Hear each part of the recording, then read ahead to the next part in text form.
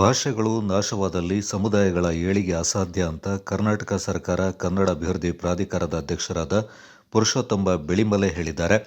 ಕರ್ನಾಟಕ ಅರೆಭಾಷೆ ಸಂಸ್ಕೃತಿ ಮತ್ತು ಸಾಹಿತ್ಯ ಅಕಾಡೆಮಿಯ ಆಶ್ರಯದಲ್ಲಿ ಕುಶಾಲನಗರ ಗೌಡ ಸಮಾಜ ಮತ್ತು ಅಂಗಸಂಸ್ಥೆಗಳ ಹಾಗೂ ವಿವಿಧ ಗೌಡ ಸಮಾಜಗಳ ಸಂಯುಕ್ತಾಶ್ರಯದಲ್ಲಿ ಕುಶಾಲನಗರ ರೈತ ಸಹಕಾರ ಭವನದಲ್ಲಿ ನಡೆದ ಅರೆಭಾಷೆ ಗಡಿನಾಡ ಉತ್ಸವ 2025 ಕಾರ್ಯಕ್ರಮದಲ್ಲಿ ದಿಕ್ಸೂಚಿ ಭಾಷಣ ಮಾಡಿದವರು ತಾಯ್ನುಡಿಗಳನ್ನು ಬಳಕೆ ಮಾಡುವ ಮೂಲಕ ಉಳಿಸುವುದರ ಜೊತೆಗೆ ಅಕಾಡೆಮಿ ಮೂಲಕ ಭಾಷೆಯ ಅಭಿವೃದ್ಧಿಗೆ ಕಾರ್ಯಸೂಚಿ ನೀಡುವ ಕೆಲಸವಾಗಬೇಕಿದೆ ಎಂದರು. ಪ್ರಸಕ್ತ ಭಾಷೆ ಸಂಸ್ಕೃತಿ ದಿಕ್ಕಾಪಾಲಾಗಿ ಹೋಗ್ತಾ ಇದ್ದು, ಜನಗಣತಿ ಮೂಲಕ ತಮ್ಮ ಸಮುದಾಯದ ಜನಸಂಖ್ಯೆ ಮಾಹಿತಿಯಿಂದ ಸರ್ಕಾರಕ್ಕೆ ಲಭಿಸುವಂತೆ ಮಾಡುವುದು, ಮುಖ್ಯ ಭಾಷೆ ಉಪಭಾಷೆಗಳ ನಡುವೆ ಸಾಧಕ ಬಾಧಕಗಳ ಬಗ್ಗೆ ಚರ್ಚಿಸುವುದು, ಈ ಮೂಲಕ ಭಾಷೆಗಳ ಬೆಳವಣಿಗೆ ಸಾಧ್ಯ ಎಂದ ಅವರು, ಅಧಿಕಾರದ ಮೂಲಕ ಭಾಷೆಗಳಿಂದ ನಿರ್ಧಾರ ಮಾಡುವುದು ಆತಂಕಕಾರಿ ಬೆಳವಣಿಗೆಯಾಗಿದೆ ಎಂದರು. ಮಂಗಳೂರು ಯೂನಿವರ್ಸಿಟಿ ಅರೆಭಾಷೆ ಅಧ್ಯಯನ ಪೀಠ ಈಗಾಗಲೇ ರಚನೆ ಆಗುವುದು ನಮ್ಮೆಲ್ಲರ ಹಿರಿಯರ ಸಹಕಾರವೇ ಅದು ಹಾಗೆ 2 ವರ್ಷ ಆಯಿತು. ಈಗಾಗಲೇ ನಮ್ಮ ಅಧ್ಯಯನ ಪೀಠದಲ್ಲಿ ಸರ್ ನಾವು ಆಗ 1 ಲಕ್ಷ 1 ಕೋಟಿ ಅಂತ ಹೇಳಿದ, ಅದು 2 ಕೋಟಿ ನಮ್ಮಲ್ಲಿ ಡೆಪಾಸಿಟ್ ಉಂಟು. ಅಧ್ಯಯನ ಪೀಠಕ್ಕೆ ಡೆಪಾಸಿಟ್, ಅದಕ್ಕೆ 7% ಬಡ್ಡಿ ಬಂದಿಲ್ಲ. 7% ಬಡ್ಡಿದ ದುಡ್ಡಲ್ಲಿ ನಾವು ಅಧ್ಯಯನ ಪೀಠನ ನಡೆಸಬೇಕು. ಈಗಾಗಲೇ ನಮ್ಮ ಪುರುಷೋತ್ತಮ ಬೆಳಿಮಲೆ ಹೇಳಿದಾಗ ನಮ್ಮ ಅಕಾಡೆಮಿಲಿ ಒಳ್ಳೆ ಅರೆಭಾಷೆ ಲೈಬ್ರರಿ ಉಂಟು, ತಾವೆಲ್ಲ ಅದರ ಸದುಪಯೋಗ ಪಡಿಸಿಕೊಳ್ಳಬೇಕು. ಅದೇ ರೀತಿ ನಮ್ಮ ಅಕಾಡೆಮಿ ವತಿಯಿಂದ ತ್ರೈಮಾಸಿಕ ಆಗ್ತಾ ಉಂಟು, 3 ತಿಂಗಳಿಗೆ 1 ಬಾರಿ ತ್ರೈಮಾಸಿಕ ಬಿಡುಗಡೆ ಆಗ್ತಾ ಉಂಟು. ಇದಕ್ಕೆ ಎಲ್ಲ ಅರೆಭಾಷಿಕ ಕವಿಗ ಸಾಹಿತಿಗ ಸಂಶೋಧಕರೆಲ್ಲೂ ಈ ಅರೆಭಾಷೆ. ಕರ್ನಾಟಕ ಅರೆಭಾಷೆ ಸಂಸ್ಕೃತಿ ಮತ್ತು ಸಾಹಿತ್ಯ ಅಕಾಡೆಮಿಯ ಅಧ್ಯಕ್ಷರಾದ ಸದಾನಂದ ಮಾವಜಿ, ಅಕಾಡೆಮಿ ಮೂಲಕ ಹಲವಾರು ಕಾರ್ಯಕ್ರಮಗಳನ್ನು ಹಮ್ಮಿಕೊಳ್ಳಲಾಗಿದೆ.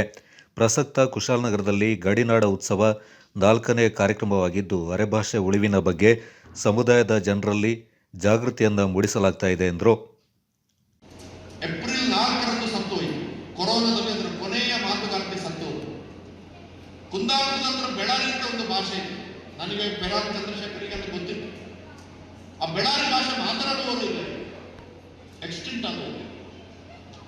ಕೊರಗ ಭಾಷೆ 1881ರ ಮೊದಲ ಜನಗಣತಿಯಲ್ಲಿ ಕೊರಗ ಭಾಷೆ, ಕೊರಗ, ಅದನ್ನು ಮಾತನಾಡುವವರ ಸಂಖ್ಯೆ 55,000. 2011ರ ಜನಗಣತಿಯಲ್ಲಿ ಅದೇ ಭಾಷೆಯನ್ನು ಮಾತನಾಡುವವರ ಸಂಖ್ಯೆ ಕೇವಲ 2,000. ಭಾಷೆಗಳು ಸಾಯ್ತಾ ಇದ್ದಾವೆ. ನೀವು ಭಾಷೆಗಳು ಸಾಯುವುದಕ್ಕೆ ಸಾಕ್ಷಿಗಳಾಗ್ತಾ ಇದ್ದೇವೆ. ಯಾಕಂದ್ರೆ ಭಾಷೆ ಒಂದು ಇಂಪಾರ್ಟೆಂಟ್ ವಿಷಯವೇ ಅಲ್ಲ ಎಂಬ ಹಾಗೆ ಭಾರತೀಯರ ಮನೋಭಾವ ಬೆಳೆಯುತ್ತದೆ. ಸಾಂಸ್ಕೃತಿಕ ಕಾರ್ಯಕ್ರಮಗಳಿಗೆ ಚಾಲನೆ ನೀಡಿದ ಮಡಿಕೇರಿ ಶಾಸಕ ಡಾಕ್ಟರ್ ಮಂತ್ರಗೌಡ ಮಾತನಾಡಿ, ಭಾಷೆ ಸಂಸ್ಕೃತಿ ಆಚಾರ ವಿಚಾರ ಉಳಿಸುವುದು ಪೋಷಕರ ಆದ್ಯ ಕರ್ತವ್ಯವಾಗಿದೆ. ಮಕ್ಕಳಿಗೆ ಈ ಬಗ್ಗೆ ಅರಿವು ಮೂಡಿಸಬೇಕಾಗಿದೆ ಎಂದರು. ನಮ್ಮ ಹಳೆಯದಲ್ಲೂ ಏನೇನು ಬಟ್ಟೆ ಇರ್ಬೋದು, ಭಾಷೆ ಇರ್ಬೋದು, ಪೂಜೆ ಪುರಸ್ಕಾರ ಇರ್ಬೋದು, ಅದು ಒಂದು ರೀತಿಯಾದ ಒಂದು ಗಂಭೀರವಾಗಿ ಒಂದು ಪ್ರೀತಿಗೆ ಏರಿಸಿಕೊಳ್ಳೋಕ್ಕಾಗಲಿಲ್ಲರೂ ಒಂದು ಸ್ವಲ್ಪ ಜೋರಾಗಿ ಏರಿಸಿಕೊಳ್ಬೇಕು ಅಂತ ನನ್ನ ಅಭಿಪ್ರಾಯ. ಯಾಕೆಂತಂದ್ರೆ ನಾವೆಲ್ಲ ಬೆಂಗಳೂರಲ್ಲಿ ಓದಿರ್ತಕ್ಕಂಥ ಸಂದರ್ಭದಲ್ಲಿ ನಾವು ವಾಪಸ್ಸು ಬರೀ ಹಬ್ಬಕ್ಕೆ ಬೆಳಿಗ್ಗೆ ಬಂದು ಸಾಯಂಕಾಲ ಹೊರಡ್ಬಿಡ್ತೀವಿ. ಎಷ್ಟೋ ಯುವಕರು ಇವತ್ತು ಅದೇ ಅದೇ ನಡೆಸ್ಕೊಂಡು ಬಂದರೆ ಮತ್ತು ಆ ಥರ ನಡಿಬೇಡ. ಆದಷ್ಟು ನೀವು ಹೇಳಿದಂಗೆ ನಮ್ಮ ಅಕಾಡೆಮಿ ವತಿಯಿಂದ ಈ ಕಾರ್ಯಕ್ರಮಕ್ಕೆ ಹೆಚ್ಚಿನ ಸಂಖ್ಯೆಯಲ್ಲಿ ಜನ ನಮ್ಮ ಭಾಗವಹಿಸಬೇಕು.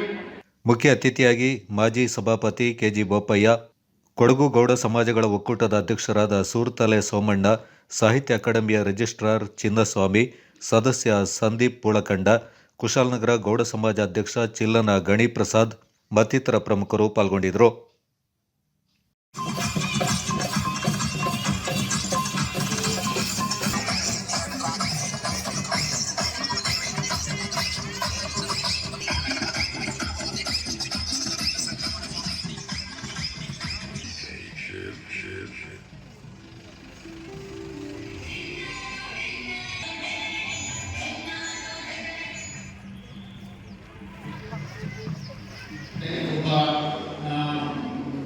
ನಮ್ಮ ಸದಸ್ಯ ಸಂಚಾಲಕರಿಗೆ ಸಂಭಾವನೆ ಮಾಡಿದ್ದೇವೆ. ಈಗಾಗಲೇ ಒಂದು ಮೀಟಿಂಗ್ ಈಗಾಗಲೇ ಆಗುವುದು, ಅದರಲ್ಲಿ ನನ್ನ ಮಾಡಬಹುದಿರುವ ಪ್ರಸ್ತಾಪನೆ ವಿಷಯದಲ್ಲಿ ಈಗಾಗಲೇ ಅದರ ಬಗ್ಗೆ ಪೂರಕವಾಗಿ ಎಲ್ಲ ವೈಸ್ ಚಾನ್ಸಲರ್